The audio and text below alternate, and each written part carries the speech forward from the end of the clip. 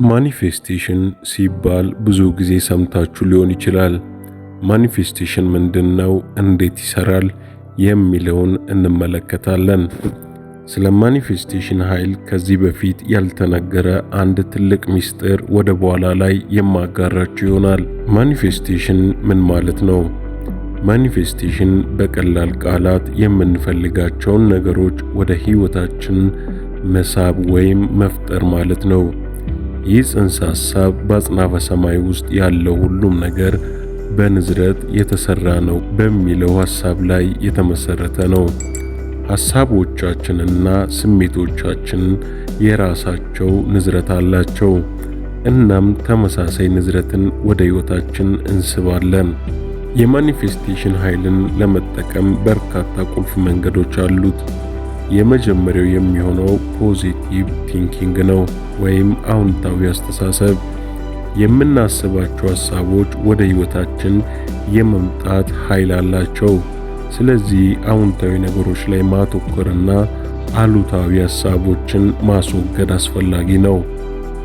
ሁለተኛው ቁልፍ ሴቲንግ ክሊር ኢንቴንሽን ወይም ግልጽ ግቦችን ማውጣት።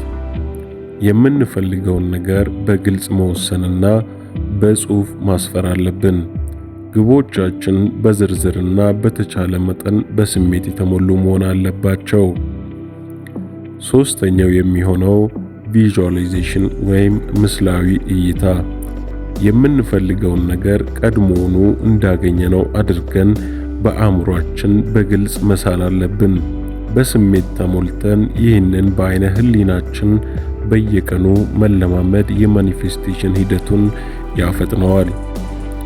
አራተኛውን ቁልፍ ከመናገሬ በፊት ይሄ መልእክት ብዙዎች ጋር እንዲደርስ ስለምፈልግ ሼር እንዲሁም ላይክ ማድረግ እንዳትረሱ። ለቻናሉም አዲስ ከሆናችሁ ሰብስክራይብ በማድረግ ቤተሰብ መሆን ትችላላችሁ። አራተኛው ቁልፍ ብሊፍ ወይም እምነት ነው።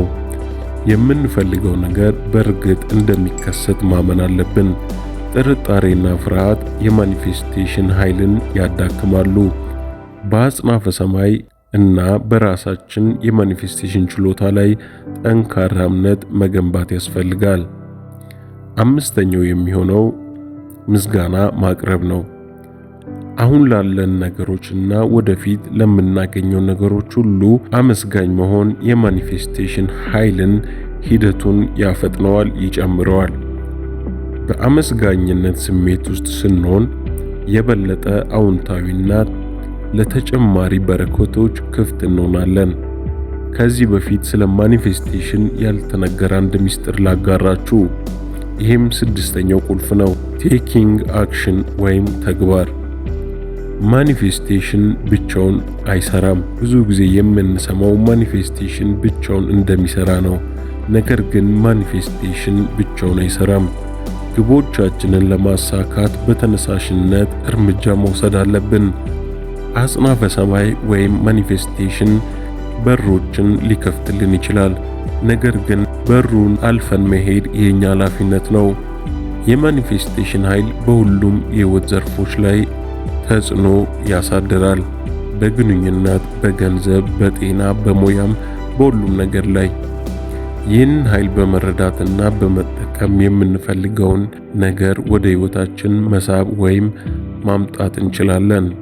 ከዚህ በፊት 369 ማኒፌስቴሽን ኃይል የቴስላን የአጽናፈ ሰማይ ድብቅ ቁጥሮችን 369 በሚል ርዕስ የሰራሁት ቪዲዮ አለ።